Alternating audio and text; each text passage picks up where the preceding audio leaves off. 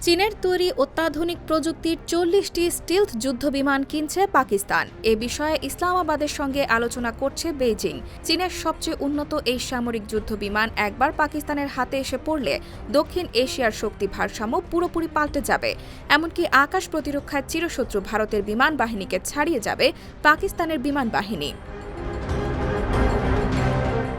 ভারতীয় সংবাদ মাধ্যম এনডিটিভি বলছে, চীনের তৈরি এই যুদ্ধবিমানটি হল ফাইটার জেট জে-35A। এটি চীনের দ্বিতীয় পঞ্চম প্রজন্মের স্টিলথ ফাইটার জেট। যুক্তরাষ্ট্রের পর চীন একমাত্র দেশ যাদের দুটি পঞ্চম প্রজন্মের সামরিক যুদ্ধবিমান রয়েছে। একে যুক্তরাষ্ট্রের সর্বশ্রেষ্ঠ যুদ্ধবিমান F-35 এর প্রতিদ্বন্দ্বী হিসেবে দেখা হয়।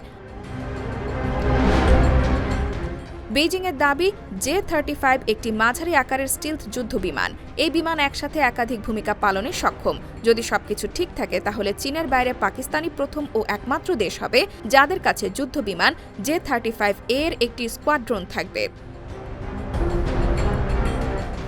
বহু আগে থেকে পাকিস্তানকে সামরিক ও আর্থিক সহায়তা দিয়ে আসছে চীন। ভারতীয় গণমাধ্যমগুলো বলছে, চলতি বছর জুলাই মাসে পাকিস্তানের বিমান বাহিনীর পাইলটরা আনুষ্ঠানিকভাবে চীনের যুদ্ধবিমান জে-35 চালানোর প্রশিক্ষণ শুরু করেছে।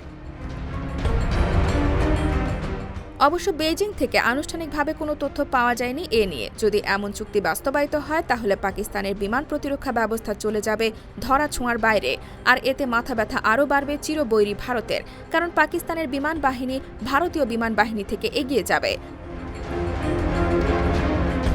তবে প্রশ্ন আছে, চীনা যুদ্ধবিমান দিয়ে পাকিস্তানিরা কতটা দক্ষতার সঙ্গে উঠতে ও যুদ্ধ করতে পারে সেটি দেখতে হবে। এছাড়া যুদ্ধবিমানের কার্যক্ষমতা নির্ভর করবে বেইজিং কিভাবে অস্ত্র ও অন্যান্য সহায়তা ব্যবস্থা সরবরাহ করে তার উপর। আন্তর্জাতিক নিরাপত্তা বিশ্লেষকরা বলছেন, চীন এবং পাকিস্তানের এই সামরিক কেনাবেচার খবরে স্বাভাবিকভাবেই অস্থিরতা বাড়বে ভারতের। ফলে নতুন করে আঞ্চলিক উত্তেজনা বাড়তে পারে।